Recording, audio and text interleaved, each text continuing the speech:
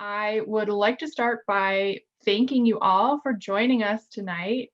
We are so glad to be part of the Cambridge Science Festival. And by we, I mean Longwood Symphony. I'm Bridget Brazo, the Executive Director of Longwood Symphony. So Longwood Symphony is we're the orchestra of Boston's medical and healthcare community. And a lot of what we do is think about how we can heal the community with music. That takes a lot of shapes and forms, and sometimes it's playing music at hospitals and rehab facilities and senior living homes. It also takes the form of working with other nonprofits and helping them in their missions to heal the community and championing the work that they're doing. And it also takes part in the musicians themselves who are doing this work every day. And today I am joined by, in my opinion, some of the most brilliant women I know. And we're going to talk a little bit about how music and well-being synergize, especially during the COVID pandemic. So I'm going to start by letting them introduce themselves. We have Dr. Psyche Loui, Dr. Lisa Wong, and Dr. Jenny Zek. Hi, I'm Psyche Loui, and I'm an assistant professor of creativity and creative practice at Northeastern University, where I study music and the brain. I've been playing in Longwood Symphony, I should say, for actually 14 years now. It's amazing how quickly that has passed. Hello, everybody. I'm Lisa Wong, and I am really excited to be here because these are some of my best friends who I really, really admire for the work that they do. And I want to thank Bridget for bringing us all together. I play violin and viola in the Longwood Symphony, and I have been in the orchestra since it started, so since 1984. So I'm really, really old. And here's Jenny. Hi, everyone. I'm Jenny Zook. What an honor to be here with you all. I am an assistant professor at Boston University in the Department of Speech, Language, and Hearing Sciences, and a proud member of the Longwood Symphony Orchestra for nearly 6 years now. And allow me to just echo Dr. Wong's enthusiasm, all of the enthusiasm for this very special event, in getting to share this virtual stage with some of my closest colleagues and friends. And I'm just blown away by so many familiar faces from all over the world. This is just amazing. Thank you all. So, of course, this wouldn't be a Longwood Symphony event if we didn't have some music, right? So I was really fortunate to have a private concert last week outside very safely with Psyche, Jenny, and Lisa. We haven't played together in a while, and we wanted to do it safely, so we stayed outside, kept our masks on. And I want to start by playing the Quantz trio that they worked on. It's originally written for flute, 3 flutes, but they did it with 2 violins and a flute.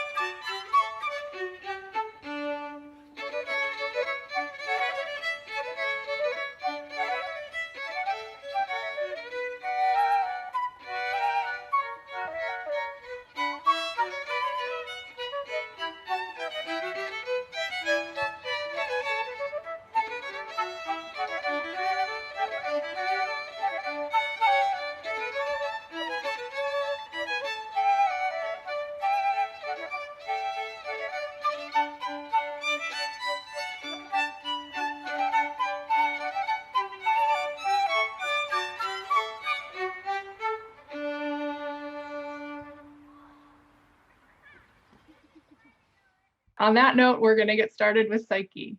Go for it, Psyche. Thank you, Bridget. So as you'll see, we haven't played together in a while, but it was really nice to just be in person together. And you'll also notice that the two violinists who could wear a mask were slightly spatially distanced from the flute player, who of course could not wear a mask when she was playing. But there's just a million little real-time social cues that we use when we're playing together. And I think that's really, we've been missing playing together in the past year. And that was really the impetus of how we started talking about putting on this event. Music is really a form of social bonding. And every culture has music. Different cultures make music together and celebrate the making of music together. Music is, of course, used to express passion towards our conspecifics. And this is not just for romantic or sexual attraction, but also intergenerational social bonds that music can be used to cement. And of course, we play music together. We also enjoy music together in a way that's not because of learning, right? So groups of people play music together without and enjoy music together, rocking out at concerts and so on, without explicitly being told to do so by a teacher or anything like that. So much of what we know about music is implicitly learned. And in my lab, what I study, along with my colleagues, is the neural circuits that underlie this mechanism for music as a form of social bonding. And of course, all that really came to an abrupt halt when all the shows got canceled around last March. But then immediately what became really interesting was that there were all these Facebook Live, YouTube Live, and private individual concerts that artists started to put on, and people started to figure out ways to make music together, even in times of social isolation. And so the music is really a resource for well-being, not just for musicians, but for people around the world. And this is, there's a really exceptional case right here in Boston of how music can provide hope for a large group, large population. So this is a picture of the Boston Hope Field Hospital, which I'm sure Lisa will also mention a little bit. So it's a 1,000-bed field hospital that was especially built for patients who are recovering from COVID. And here is Lisa playing some music for the recovering COVID patients. And here is a great cellist that you may have heard of, the great Yo-Yo Ma, who played his cello for other people who had just been vaccinated. So you have to wait 15 minutes after you've been vaccinated to make sure that you have no adverse reactions. And he just brought his cello and played there. So how lucky for those who happen to be vaccinated along with Yo-Yo Ma to get a free concert out of that experience, right? Amazing. Now, in the lab, we have many ways to look at not just how much you enjoy music, but what specific types of music you enjoy. So we had the opportunity of doing some surveys from these recovering COVID-19 patients who were living in this Boston Hope Field Hospital for a short time, and we asked them to rate. So this is called a short test of musical preferences. You'll get a chance to do this in a few minutes. These participants were just asked to rate how much they liked each of these musical genres. And so you can see that roll across the patients. Rock seems to be quite a popular genre. Classical seems to be quite a popular genre. Maybe heavy metal is not so popular of a genre. But I wanted to go a little bit more in detail, not just looking at overall averages across the different genres, but you could actually tailor an individualized space using a statistical tool called multidimensional scaling. You can look at, so this is a two-dimensional space that was reconstructed from the survey responses from these COVID-19 patients. And this space is laid out in such a way that musical genres that are closer together on that space are more frequently co-reported as being liked. So that means that if you, among the patients, if they like classical music, they're also likely to like blues music and jazz music, but not so much heavy metal music and so on. But what's really nice about this is you can individually tailor music. So there's no one size fits all for one piece of music that can heal everybody, right? But different people can have different genres and preferences of music that might be most helpful for them. So part of this small research project was inspired by a wonderful collaboration with a music therapist, Suzanne Hanser, and Marisol Norris, and Ronnie Hirschberg. Ronnie, are you here? Maybe he might be here. And then, and of course, Lisa Wong, whom you'll hear from in a moment, and then the Grammy Award-winning musician Esperanza Spalding. And so, and Esperanza, who's a professor at Harvard, she teaches songwriting, and she especially got to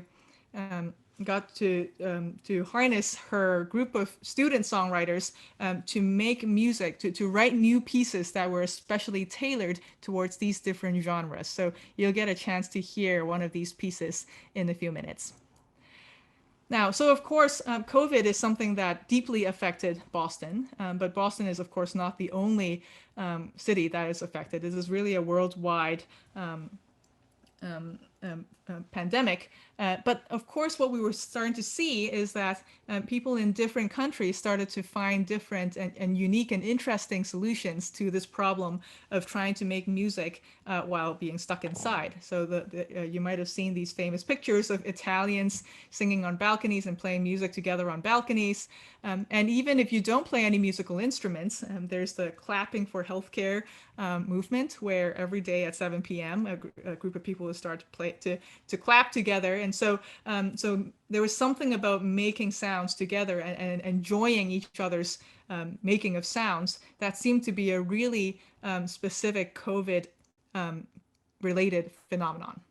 So this really led to our COVID-specific research questions about music, and that is really about how music can aid mental health and well-being, and what are the goals that music might serve for your well-being during a pandemic, right? And how do these goals depend on cultural differences?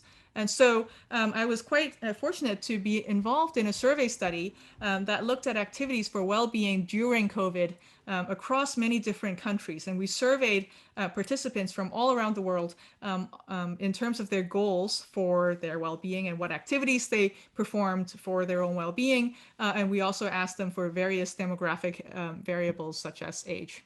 And so this is really a network that comprised of researchers from 11 different countries and we issued a survey that was translated into 6 different languages.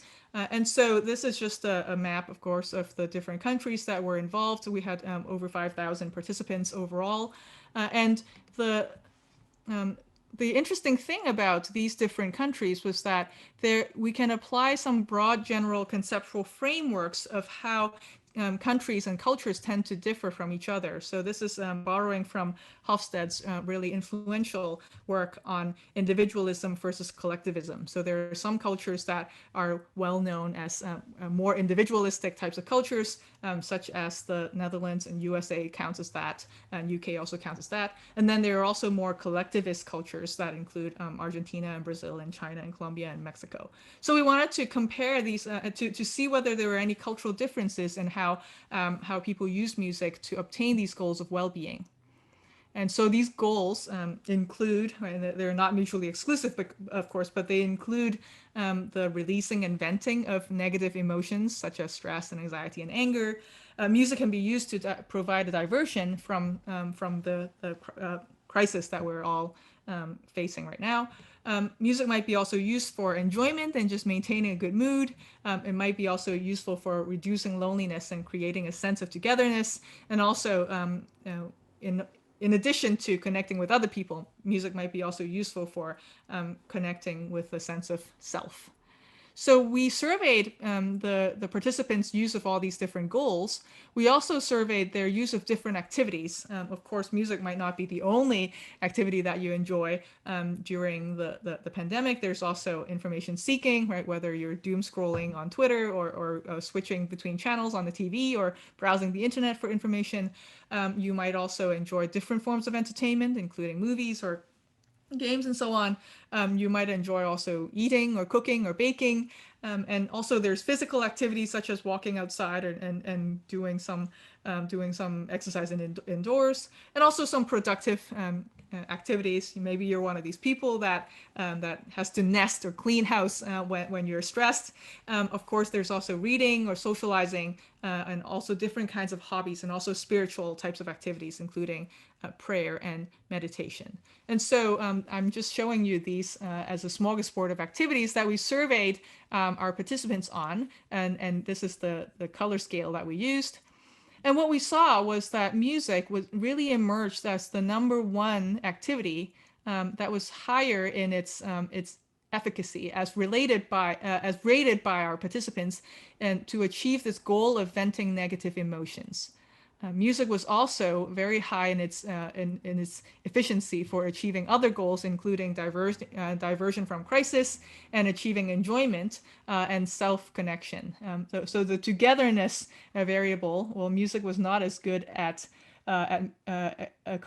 achieving togetherness as socializing itself. But of course, that's kind of the point. In a time when you cannot physically socialize, music might be actually useful as a kind of surrogate for this togetherness.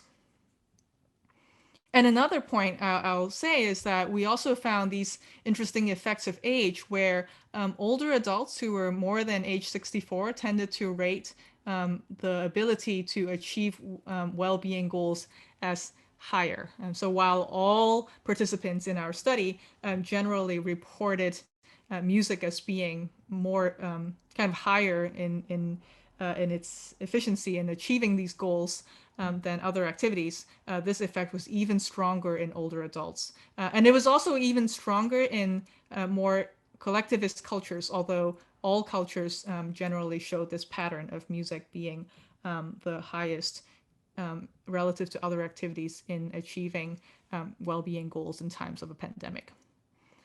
So this is just a very short smorgasbord or overview of some research that we've been able to do during this time. I hope it's useful in thinking about, firstly, how musical tastes are multidimensional. So if we're thinking about how music can be useful for well-being, there's not really one piece that I can recommend for you, but there might be a spectrum of possible pieces that might be useful. And really, music should be thought of as a global resource for well-being, and it provides diversion and enjoyment, but also venting negative emotions and increasing togetherness and connection.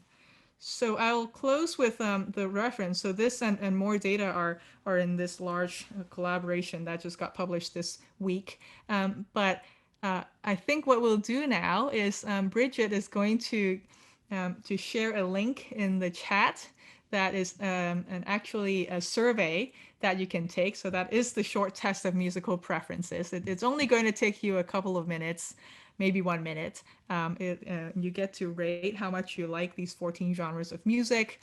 And while we're doing that, please enjoy a piece that was especially written for COVID-19 patients by one of Esperanza Spalding's students, Grant Jones. The piece is called Stuck Inside Summer.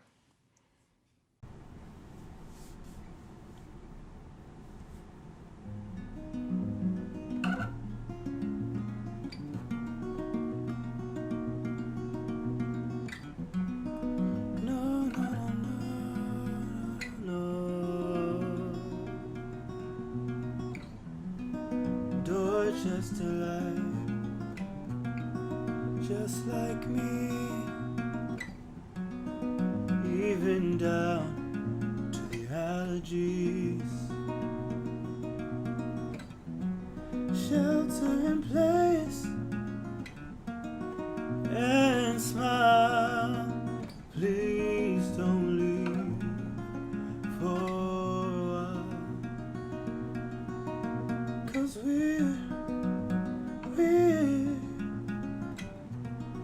stuck inside in summertime. We're stuck inside in summer. But we're alive.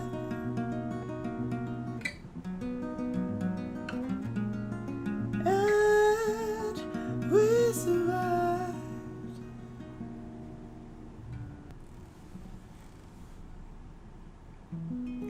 From all bad things, good can come.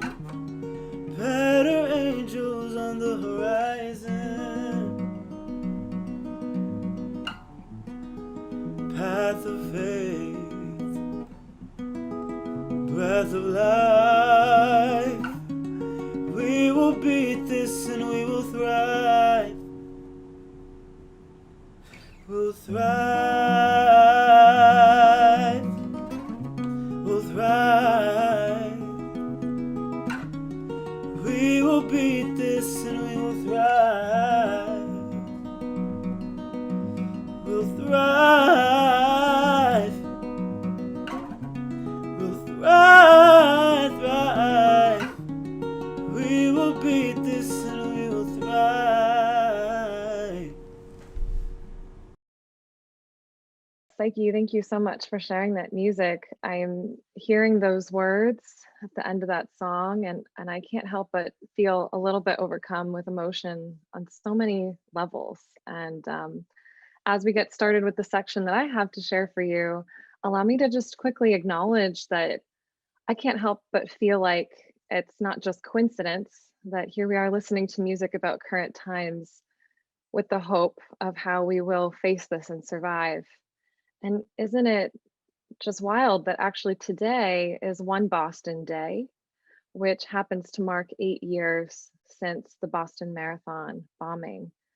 And I hear those words and it's just really speaking to me on so many levels right now. And what a beautiful reminder of the unexpected and the challenges and the resilience that we as a city and a nation and a world have faced from 8 years ago to today, and a hopeful reminder of how we will continue to move forward. The One Boston Day is especially personal to me, and maybe I can speak briefly to that. I wasn't planning to, but I wanted to start by just telling you all a little bit more about me.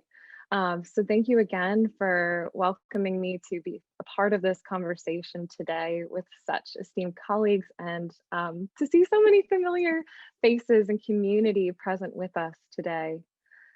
To share just a bit more about me and what brings me to the discussion. I serve multiple hats, so to speak, that I would like to acknowledge as relevant to today's topic.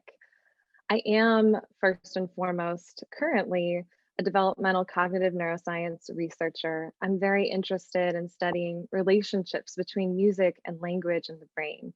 And I'd like to share with you a quick taste of some of the research that we do that I'll largely be drawing from collaboration of a long time spent in the laboratory of Nadine Gabb at Boston Children's Hospital, who's now at the Harvard Graduate School of Education.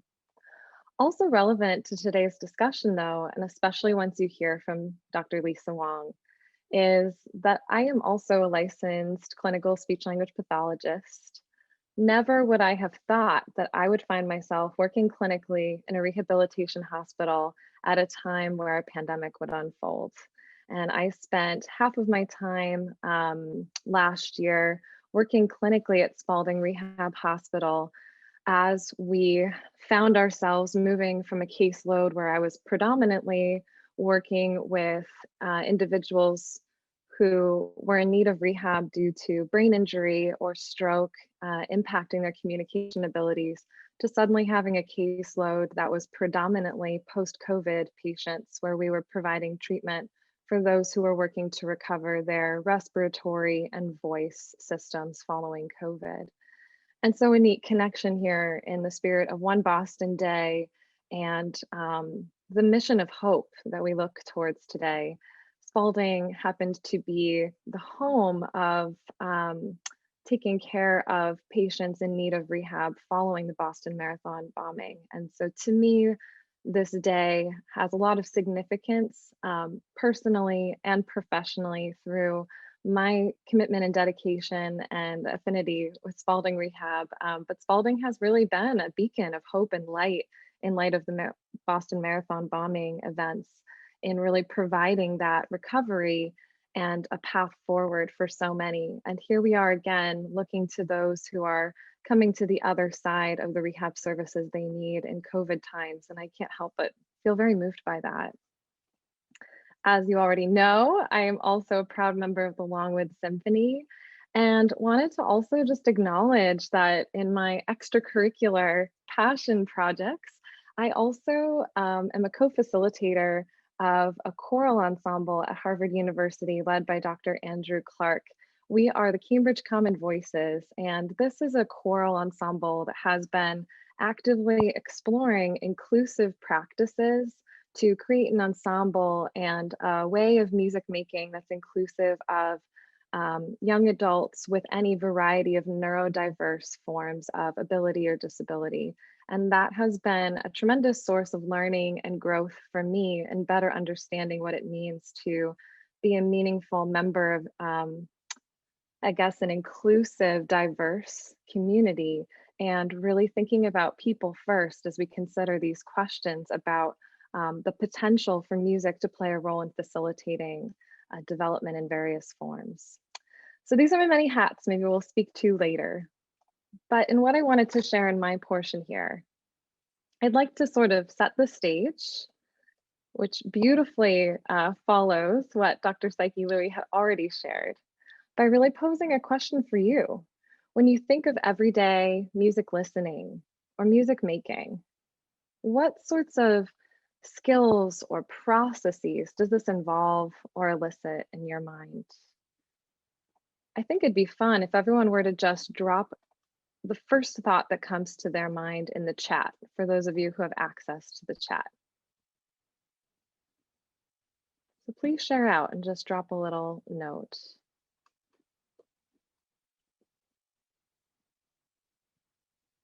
Emotion, yes. Singing to myself, a focus on listening, Spotify every day, focus, that's great. Vibrant breath and emotion. Leave everything else someplace. Self-expression, finding center. A break from news, connection, a link to the past. This is so wonderful. I love this. Thank you so much for participating, and please continue to throw these reflections in the chat. This is really fun to follow. I completely agree. It's neat to see these themes that really are centered around psychological well-being, maybe emotion regulation or maintenance of stress. And I'd like to also call your attention to just how many different cognitive processes are often engaged when listening to music or participating in music. When we think about what's necessary to pay attention to what you're listening to, right? The sustained attention involved, the ability to tune into multiple parts at once, perhaps involving multitasking. For those who are musicians yourselves, to consider just what a complex task playing music in itself is, in listening to not only yourself, but how you fit into others in an ensemble, or the ability to read musical notation while producing different musical forms of expression. These are empirical, or I guess I should say anecdotal observations that we've just laid out that have really made myself, along with my colleagues here and many others who are in the room today, which is wonderful, drawn by the question of, to what extent might engagement in music not only be related to music itself, but actually signal and engage other non-musical aspects of our everyday lives? And in that area of focus, myself and Psyche Loui especially are both drawn by the notion of music as a model for brain plasticity. trained musicians with really high level, intensive, dedicated long-term commitment to musical training have actually fascinated auditory neuroscientists for decades due to their long-term intensive dedication to a very specific auditory motor modality. And I wanted to just quickly acknowledge that this is quite a rich area of investigation that I've been contributing to over the past many years. And we have some wonderful research from several different research groups, especially in recent years, that have actually demonstrated the ways in which the brain is shown to develop and change as a result of direct engagement in musical training over time. For me in particular, and my work with Nadine Gabb, we're especially interested in the way in which one's careful perception of musical notes, musical pitches, and the ways in which we tune in to auditory changes in music may actually not only be associated with music, but give rise to other cognitive linguistic benefits as well. And some of the work that we do in considering this and approaching this topic is to think about how really fine-tuned perception of changes in auditory sounds within music may actually be associated not only with advantages in music discrimination, but also one's ability to discriminate individual speech sounds within syllables and within words.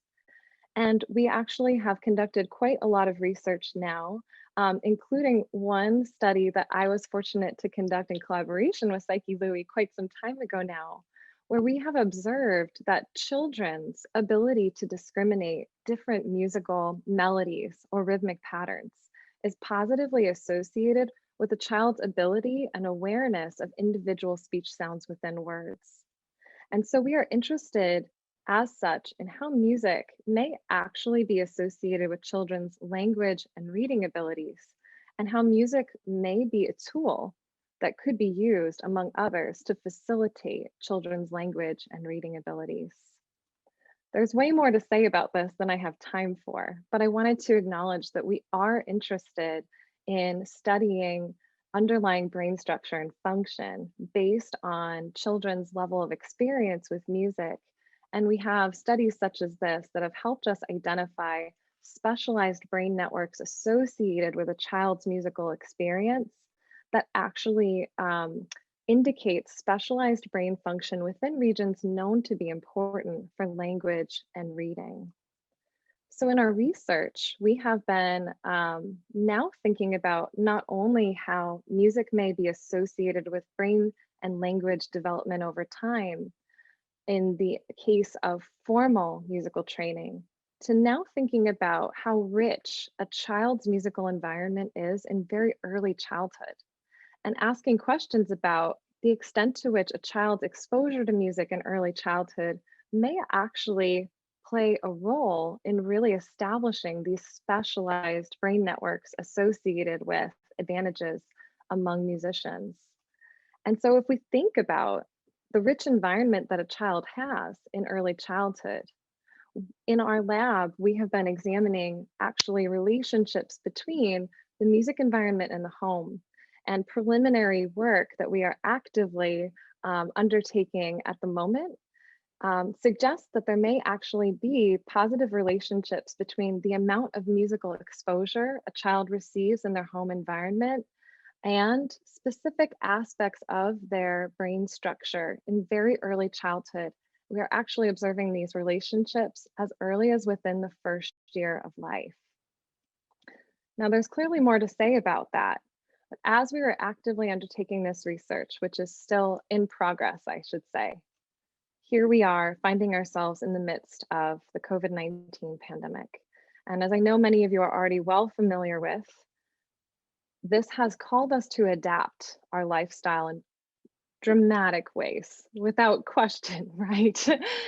Leading to the closure of many schools and daycare programs for families of children of young ages, leading to more time at home in quarantine, And a quick acknowledgement to Psyche Loui and her daughter for just illuminating for us the adapting of the music environment in their own home. Oh, and here's Elizabeth in the You can Zoom see room. how much she hates practicing in that middle photo.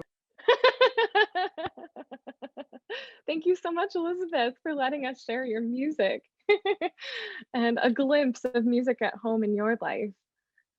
This adaptation to families spending more time at home in quarantine has led myself and colleagues to really wonder how children's musical environments and everyday musical practices may have changed amid these pandemic times. So in collaboration with, and I should say led by Nadine Gabb, we actually developed a questionnaire that was specifically designed to look at how home environment practices may have changed during pandemic times compared to those practices before the onset of the pandemic. An online survey study was employed last spring 2020, as a result of a wonderful effort of many colleagues. And we had a tremendous response. It's unbelievable that actually within about 2 weeks' time, over 1,000 families had responded to this survey. And these were parents of children who had children anywhere from birth to 11 years of age. And I'd like to now in particular acknowledge Nivedita Ravi, a student who I have been working with over the past year and a half now, who led the effort to allow us to characterize how different aspects of a child's musical environment may have changed as a result of the pandemic.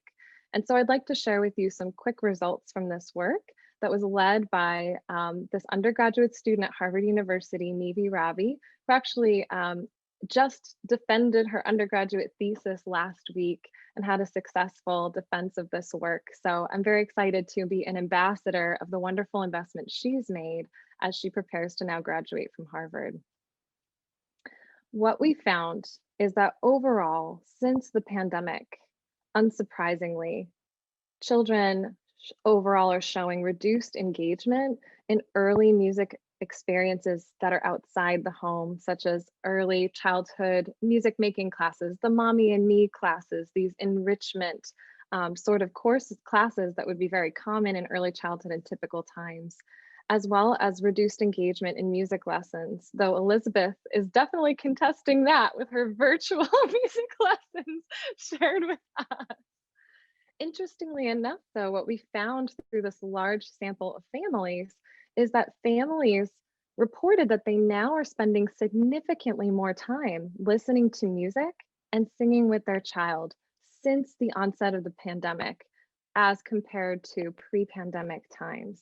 And we found that the amount of musical exposure is also positively associated with the amount of time these parents are spending reading to their children and engaging in home literacy enrichment experiences. So to just piggyback on that, it's been really intriguing, right? To consider the ways in which we may be observing some silver linings that are coming in light of pandemic times. Fascinating looking at these relationships that we are observing between home musical environment and brain structure in early childhood, to consider how parents may be able to support their children's general brain and language development through these enriching experiences that they bring even at home. And we are not the only ones interested in this topic and these questions. Another study I'd like to quickly highlight that was recently published is openly available, so you can look this up if you're curious to find out more. But interestingly enough, this study from colleagues of ours at Vanderbilt University, led by Miriam Lenz, found that parents report using music more so during these pandemic times as well for the purposes specifically of emotion regulation and social bonding with their children. And parent-child musical engagement was found to be associated with parents' reports of parent-child attachment, suggesting that music may be one helpful tool for building and sustaining parent-child social bonding during these times of uncertainty, which exactly aligns with what Psyche Loui had just shared with us. And so with that, I'd just like to acknowledge my team of colleagues from Boston Children's Hospital and Harvard Graduate School of Education, as well as my new affiliation at Boston University. And with that, I will turn it over to Dr. Lisa Wong. Thank you so much, Jenny. I have to say, I always learn something new from you, and that's such wonderful work that you're doing. And I am not a neuroscientist. I'm a pediatrician and a musician, and so I have a little bit of a different lens. But one of the wonderful things about being in this orchestra is there are so many people with different specialties, and we're always learning from each other. So I have just learned a lot from Jenny and Psyche. So I'm going to share my screen and talk a little bit about the community aspects and how we've pivoted during COVID times. So I'd like you to hold a couple of questions in your mind while we're listening to this brief talk, and then hopefully we'll have some time to discuss some of these things. So both Psyche and Jenny and Bridget, we've been talking about what's going on in our community and what has been gained and what has been lost during COVID times. What musical opportunities are there in your community, in your learning community? What ideas do you bring to share? Who are new partners that you can reach out to? And how do we keep this conversation going? It's going to be a slow emergence from the COVID pandemic.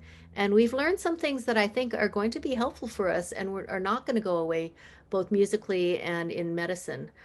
So what can we hold on to and what can we modify?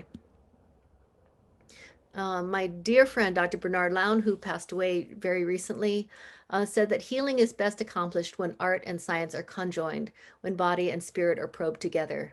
And this is really what the Longwood Symphony is all about. And we know that we learn, we teach, and we heal through the arts.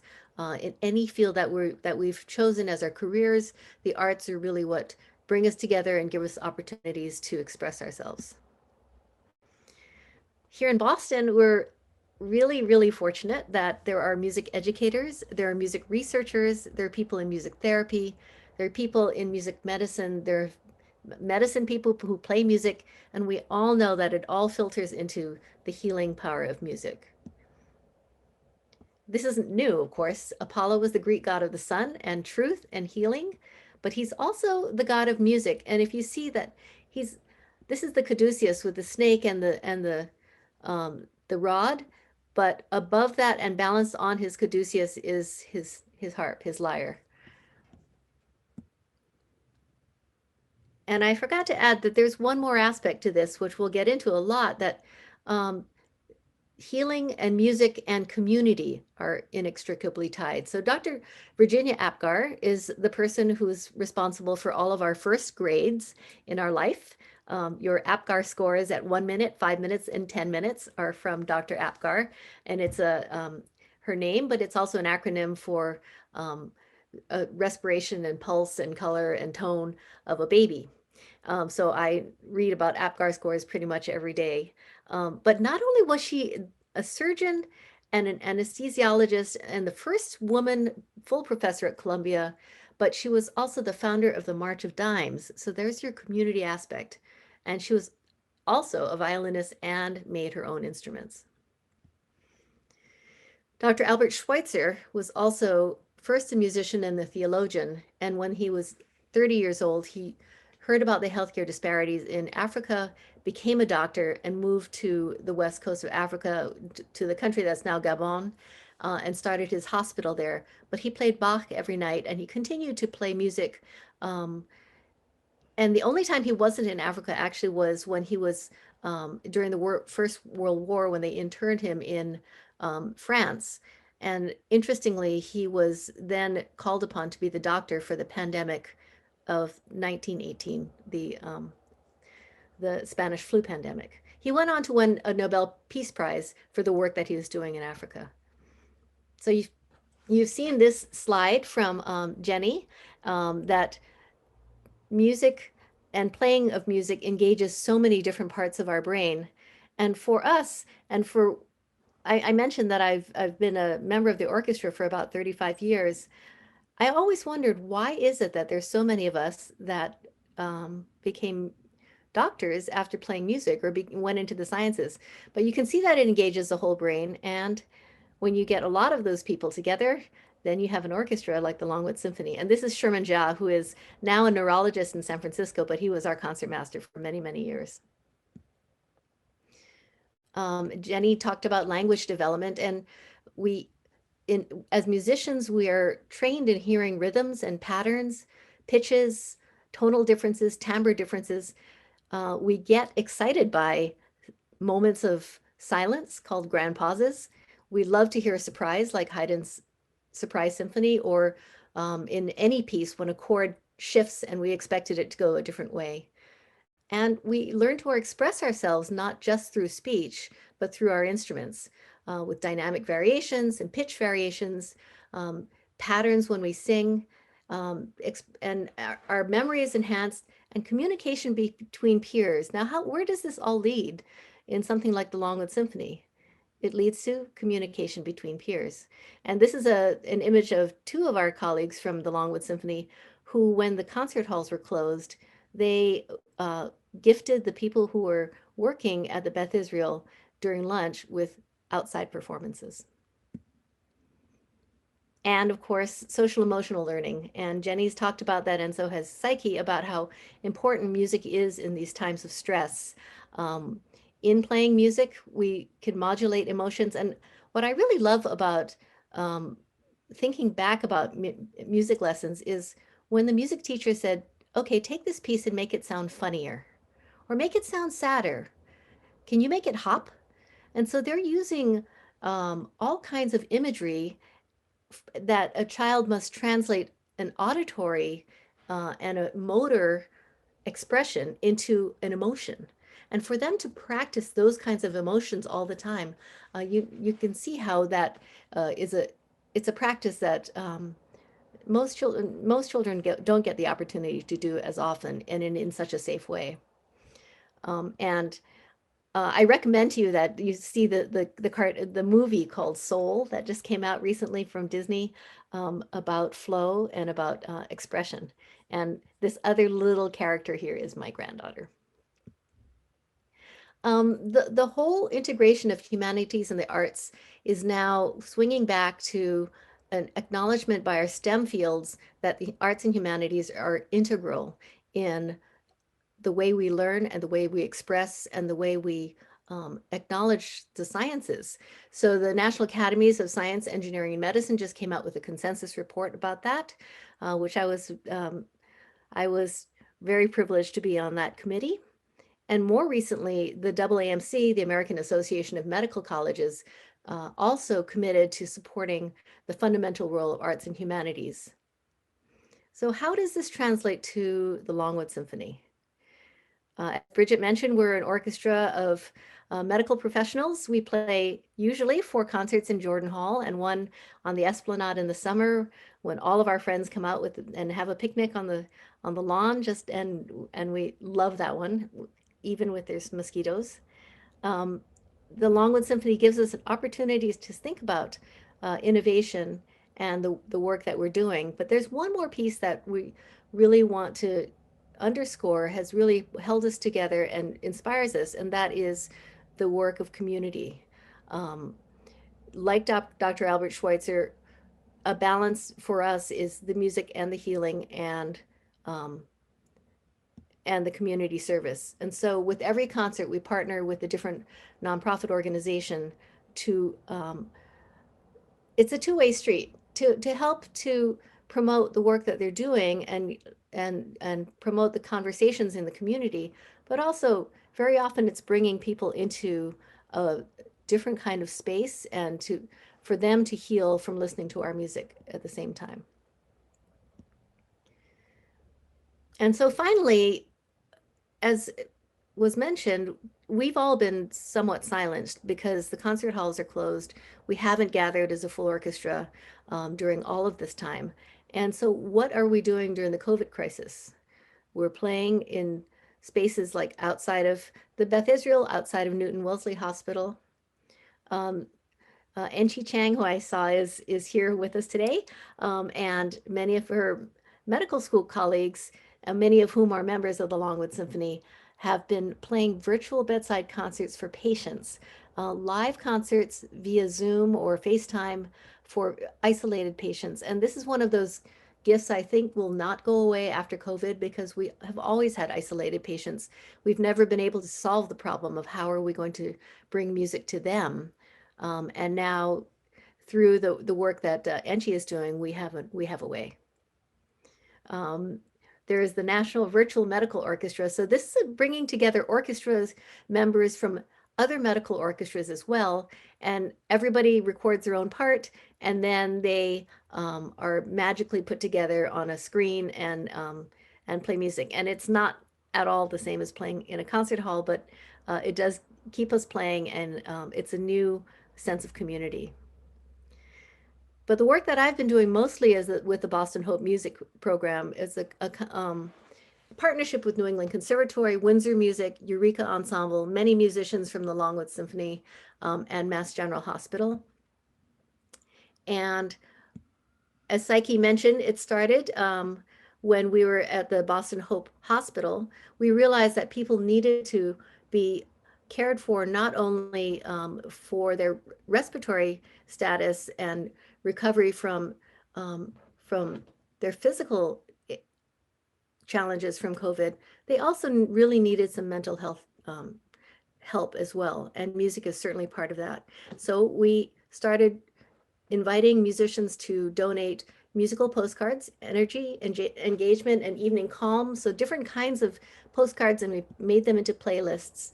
And the music was shared with patients and with healthcare providers. After the hospital closed, we started a teaching program for frontline workers who either had put their instruments down or wanted to start a new instrument. And now in the vaccine centers, we just finished playing at Fenway because opening day happened and they closed the vaccine center. But it's been fun to see Longwood Symphony members there. We're playing at Assembly Row down in Somerville. And we just started playing at the Reggie Lewis Arena as well. So Schweitzer said, I decided that I would make my life my argument. I would advocate the things I believed in terms of the life I live and what I did. So that brings me back to the same questions. What musical opportunities are there in your community? What ideas do you bring to share? Who can you be your new partners to reach out to? And how do we keep the conversation going? Thank you so much, Lisa and Psyche and Jenny. Psyche, if you're ready, we'd like to share the results of the survey that you filled out at the beginning. We had 44 participants, so thank you to those of you who took the survey. Not surprisingly, the highest preference was for classical genre overall. I wonder why that is, right? Yeah, and then the least preferred was for heavy metal. So this is data from just tonight, and it's actually not that different when you look at these overall trends. It's actually not that different from the recovering COVID-19 patients from Boston Hope. Now here, I think this is a little bit more of a subtle way to look at that data. Again, we have a classical. This is of course, musical preference is a multidimensional space, but you can collapse it into two-dimensional space. And we have classical and jazz quite close together, blues quite close to that, religious on one end, and rap hip hop on the other. So maybe the more beat heavy genres on this side, and the more conventional genres on this side. So you can choose your own spot along this two-dimensional space that can reflect your specific preferences. So thank you for participating. I hope you enjoyed looking at your own data. I want to thank you again, everyone, for coming. Thank you to the amazing women who presented tonight. And we'll play you out with another short little sight reading that the trio did of a Dvorak miniatures. It's actually the making eye contact when we're ready to start. That's the outtake for this. That's the electric part. That's the electricity. Oh my gosh, yeah.